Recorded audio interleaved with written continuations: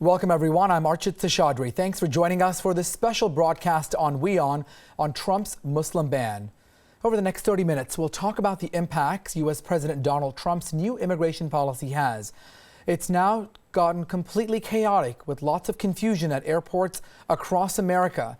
This after a 90-day ban that bans people from these 7 Muslim-majority countries after an executive order. Iraq, Iran, Syria, Yemen, Sudan, Libya, and Somalia. We're going to be joined by a panel of experts as well as our correspondents to give us a deeper perspective into this issue and this development that has impacts not just in the U.S., but around the world. But before we get to the experts, let's talk a little bit about the background, the stories that are unfolding right now. On Saturday, hundreds of protesters gathered at airports across the U.S. to demonstrate against President Donald Trump. Anxious travelers waited inside the airports. Confusion and chaos followed as immigration and customs officials struggled to interpret the new rules. Some legal residents who were in the air when the order was issued were also detained upon arrival, while holders of green cards also had to wait for hours to be allowed. The order was stalled late Saturday when a federal judge in the U.S. said stranded travelers could stay in any country that they were in. Protesters then gathered at New York's JFK airport to protest against Trump's new policy to ban the entry of people from these 7 Muslim countries that we earlier mentioned. Is American and the Iran relation is affected already, but we are people, we are not the government. We are not doing nothing. If the government doing something wrong with this government, we are not responsible, American and Iranian. What they can do. Why I have to be punished for somebody else's problem? I don't know what I have to do. We run away from the Iranian country. They do something like this, but we didn't know we're going to have the same situation here. I'm a U.S. citizen about 15, 20 years old, yes. I feel a little bit, I'm sad.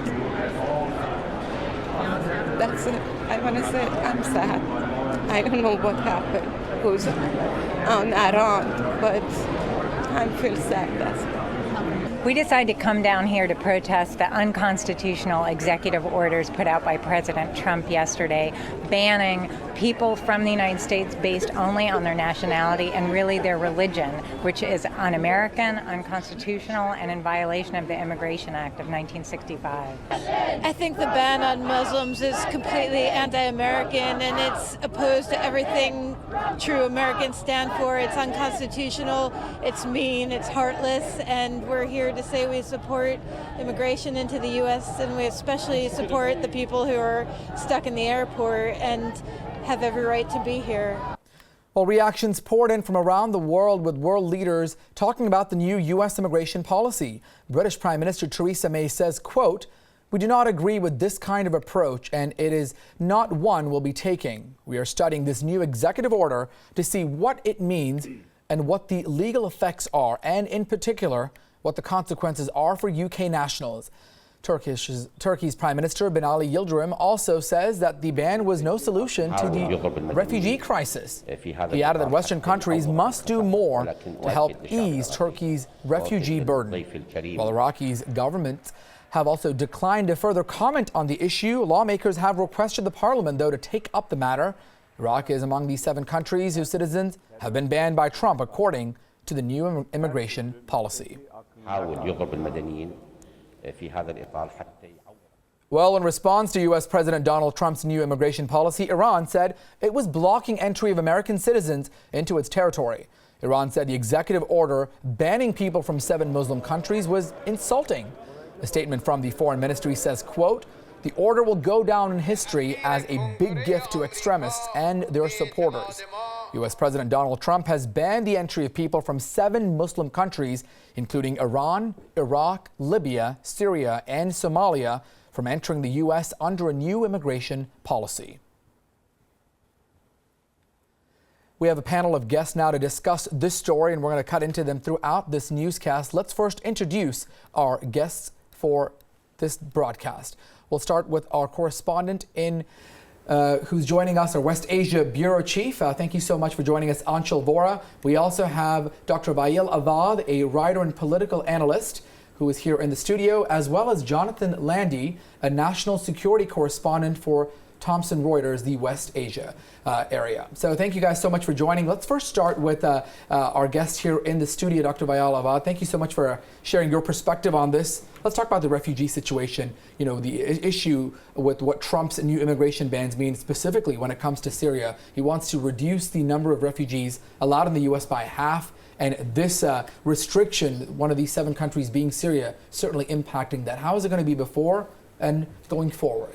Well, I think he's been ill-informed. He doesn't know exactly the history of the region. He knows very well that it was his previous administration who created this chaos in the Middle East, and it was behind all this, the 7 nations. In fact, 2007, Wesley Clark himself, the general of the Army Staff of the U.S., he said himself that we were told that to topple 7 countries and regime change policy. So if these are the millions of refugees, it's because of the wrongdoing of the United States. He picked up the wrong person. If you wanted to deal with, if you want to catch the snake, you catch it from the head. You don't catch it from the tail.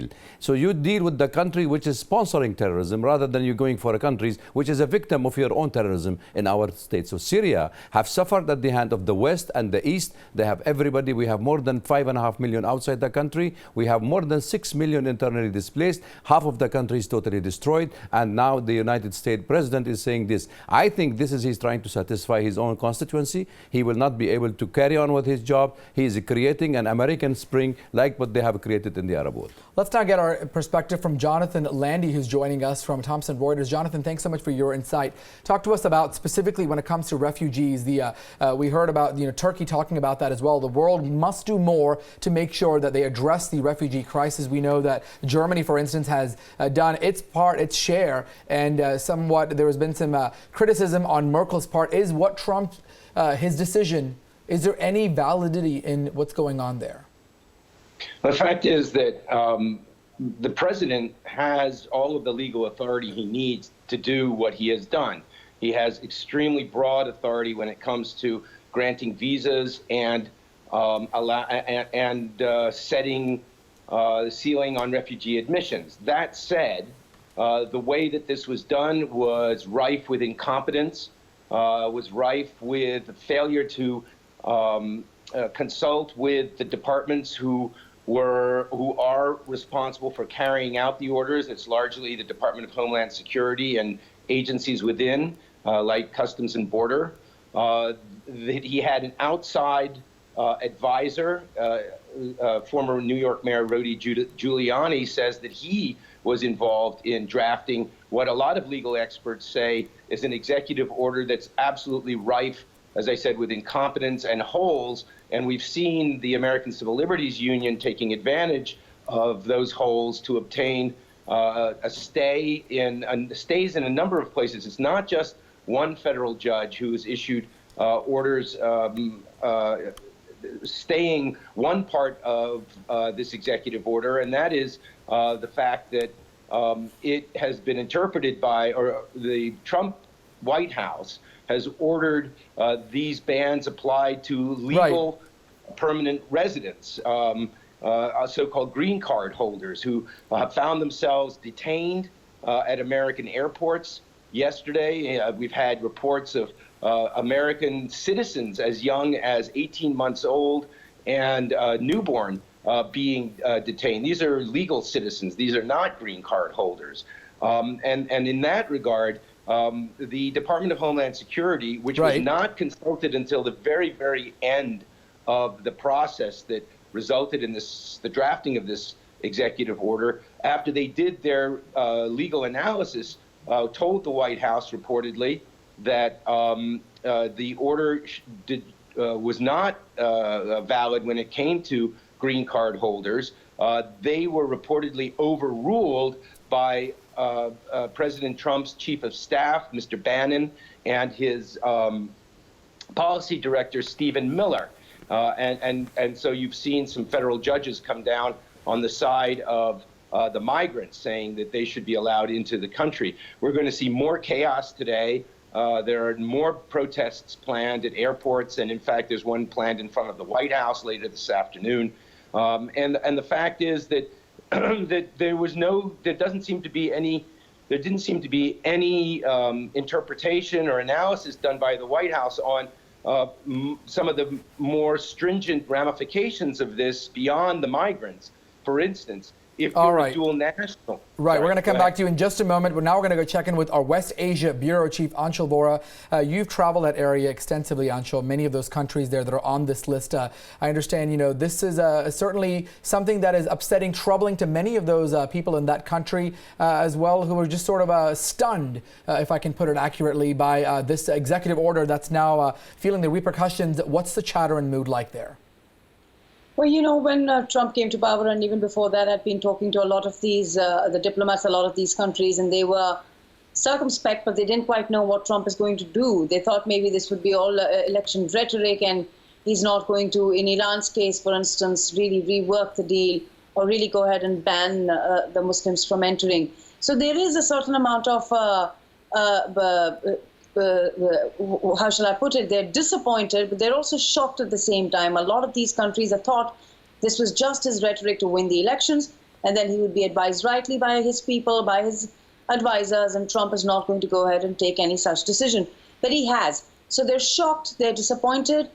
You've already informed our viewers that Iran has said that they won't let any Americans come in. Though it's a different story that Americans in very few numbers go to Iran, if at all. America does not even have an embassy in Iran. And with other countries, if you look at Sudan or Syria, to get a visa to the US was anyways a very difficult and complex process. America is not letting in as many refugees as several other countries are, certainly not as many as Germany, certainly not as many as several Middle Eastern countries. Most of the refugees are still living in the Middle Eastern countries like Turkey, Lebanon, and Jordan. So there is shock, there is disappointment, and they're hoping that perhaps it's going to be only for these 3 months, as Trump says, and then better sense in the Trump administration would prevail.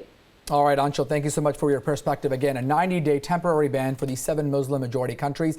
Let's now continue bringing you more perspective with regards to this. The United Nations Refugee Agency and International Organization for Migration spoke out against Trump's order. They urged the U.S. administration to let the asylum seekers to come into the U.S. France and Germany, as we just talked about, also voicing their concerns over the issue.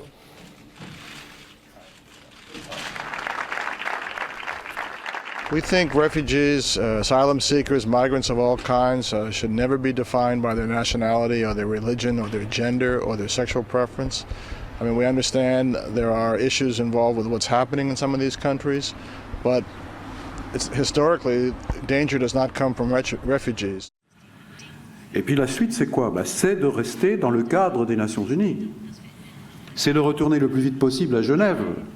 Donc la date du 8 était envisagée, mais apparemment les conditions ne sont pas encore réunies. Il faudra que tout le monde soit autour de la table.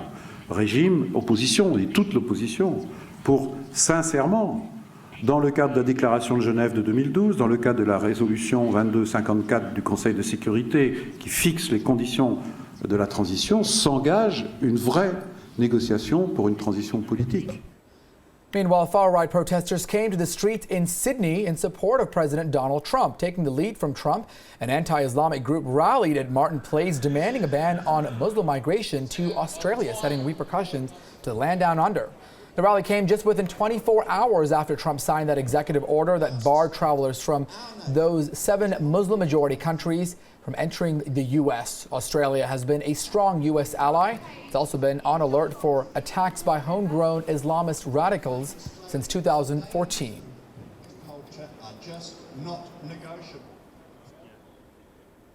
Let's now get perspective back from Jonathan as well as Dr. Awad here. Jonathan, other countries now sort of taking the lead. We see some criticism against Trump, but we just heard about Australia sort of taking Trump's ban and using it for their own advantage, if you would like to call it, to sort of put a ban on their country, sort of the global ramifications on what Trump is now doing with this ban.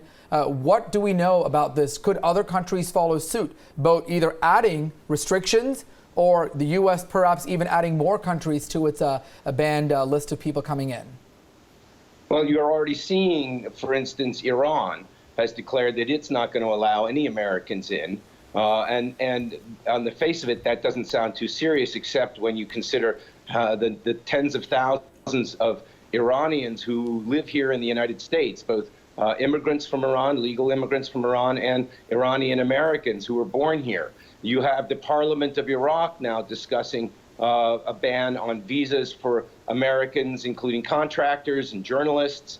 And there's no doubt that there's going to be serious political harm done to alliances. You've seen it's been a week. Last week was a week in which we already started seeing a crisis created by Trump in American-Mexican relations. There are now tensions, I think, with Canada, whose prime minister has criticized the ban.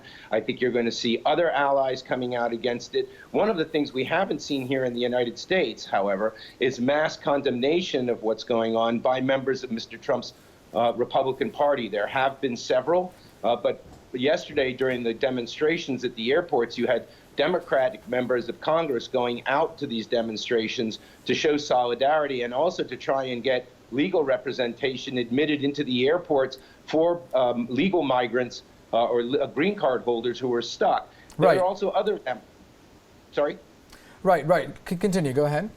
Yeah, you also have other ramifications. The question is, so the Trump administration insists that this is not a ban on Muslims, but the fact is that both President Trump, while he was candidate Trump, talked about a Muslim ban. There are exceptions made for religious minorities in this executive order, and religious minorities being non-Muslims from Muslim-majority countries. So a lot of people are seeing this as a ban on Muslims. That could have serious ramifications on American counterterrorism operations. For instance, in Syria, you have about 500 U.S. special forces in Syria fighting against the Islamic State with the help of Syrian Arab partners, mostly Muslims, also Muslim Kurds.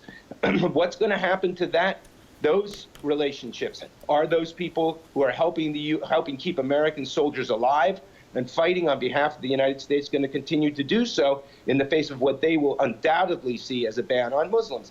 I could say the same about Iraq, where there are thousands of American troops, working with the Iraqi military and intelligence services to fight the Islamic State.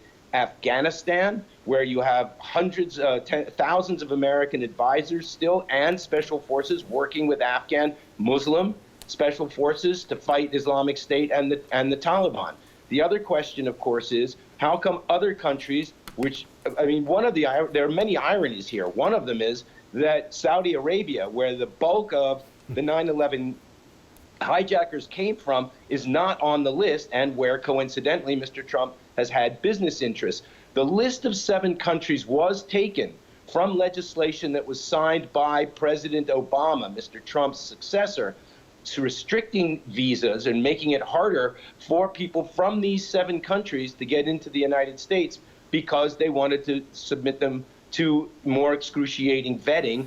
That vetting now takes about 2 years.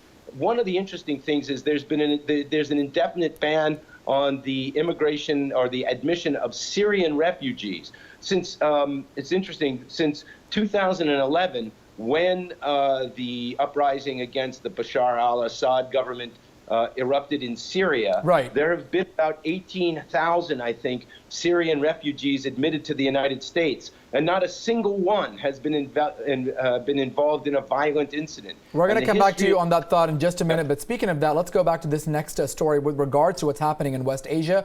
Refugees there in that part of the world have expressed their disappointment with the new executive order. Many refugees who wanted to go to the United States to start a new life, the American dream, are saddened by this decision.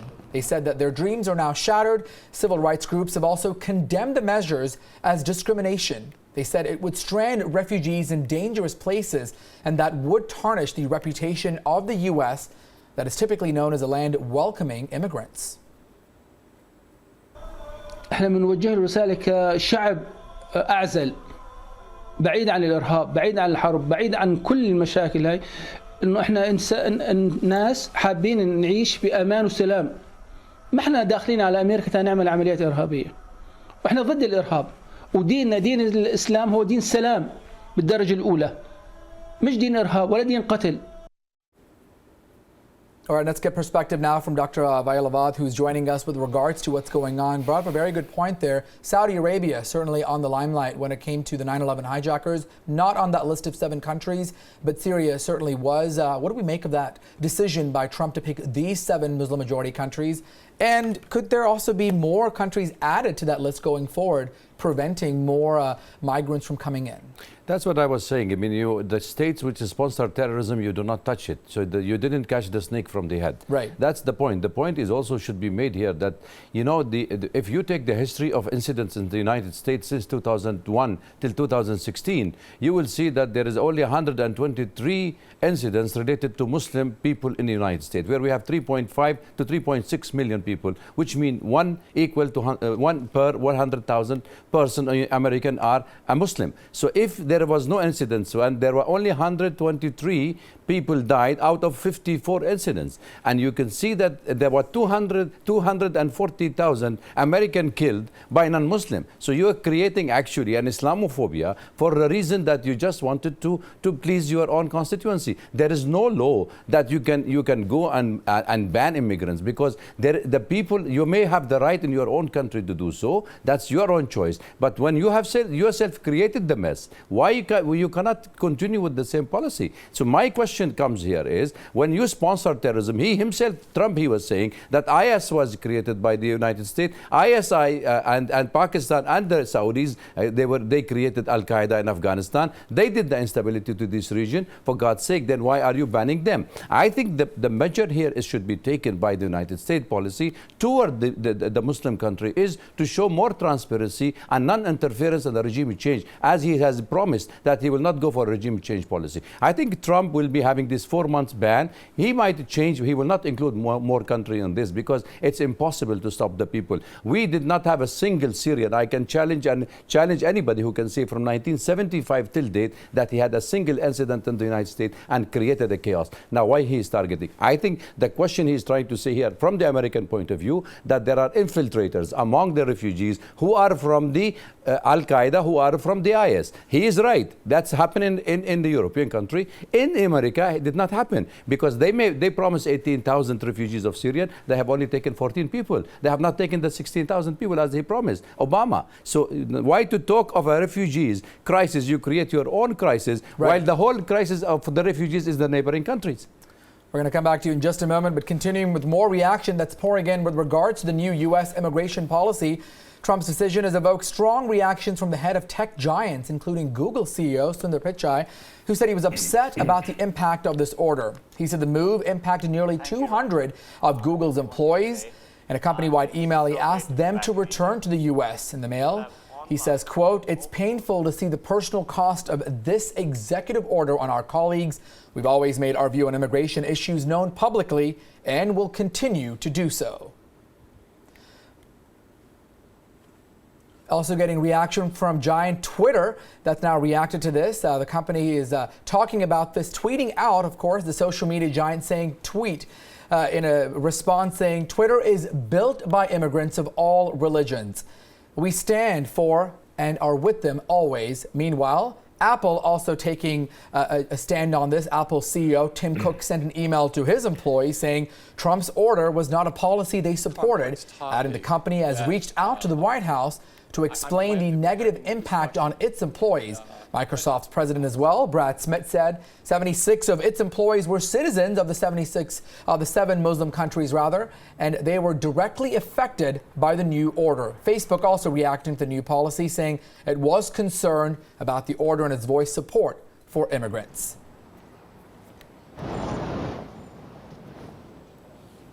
So let's now get perspective from our guests. Let's go to Jonathan. Jonathan, let's talk about Pakistan. Pakistan certainly being in the news in 2016. Why is Pakistan not on that list of the 7 countries that Trump has banned? Is this a question of stopping terrorism, or is it a question of Islamophobia? Your thoughts when it comes to Pakistan? Well, again, and this is something to correct one of the many misconceptions and total lack of accurate facts that your last guest has mouthed on this broadcast. The fact is that those 7 countries were not plucked out of thin air. As I said, those 7 countries were listed in legislation that President Obama signed, putting visa restrictions on people coming from those countries, not barring them, but putting restrictions on and subjecting them to much stronger vetting. The fact that the United States created the Islamic State is complete and total nonsense, and he cited President Trump as saying that during the campaign, which was strictly for political purposes by candidate Trump. But let's talk about Pakistan. You're talking about president-elected. That's a president-elected himself saying these words. I'm not quoting him. We'll give you a chance to respond real quick, but we are running out of time, so let's get your thoughts on Pakistan. We'll hear from you in a moment, Dr. Awad. So let's go, your thoughts on Pakistan.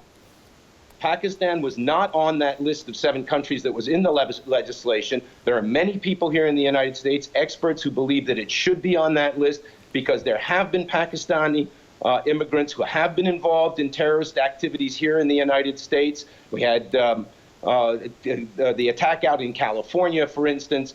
But the fact is that Pakistanis have killed more Americans, for instance, in Afghanistan, than anyone from any refugees or immigrants who have landed in this country from the 7 countries. There is a lot of questioning about why Pakistan is not on that list, and we're going to have to wait and see whether or not the objections to the fact that Pakistan wasn't on that list, whether or not that's going to have an impact. All right, and let's get some final thoughts with Dr. Awad with regards to that.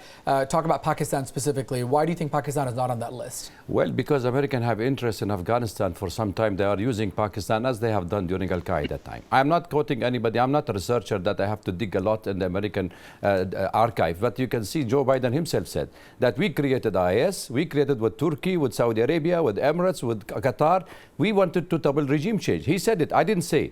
So even John Kerry, he said it in a talk with the Syrian opposition. He said that we let our IS grow in our own eyes because we wanted to change the regime. So I'm not saying against anybody. I'm not trying to accuse anybody. I'm just quoting what the Americans have said. If American president himself is denying what he has already committed, that's a fine thing. I think what we need to see here is that we needed to see an American policy toward the region of non-intervention in the Arab world. There are more than 85 countries that have invaded. Give me one of the countries that have a democracy in this. So this refugee is a wrongdoing of the American policy. All right. Thank you so much, Dr. Wael Awad, and as well to our Reuters guest joining us from Washington, Dr. Jonathan Landy. We appreciate your time.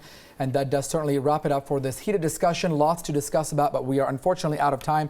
But we do know that a federal judge in the U.S. has, at this point, granted emergency stay with regards to Trump's new immigration order after that chaos and confusion sparked out at many airports across the United States. With that, it is a wrap. I'm Archit Seshadri. Thanks so much for watching this special broadcast. We'll see you soon.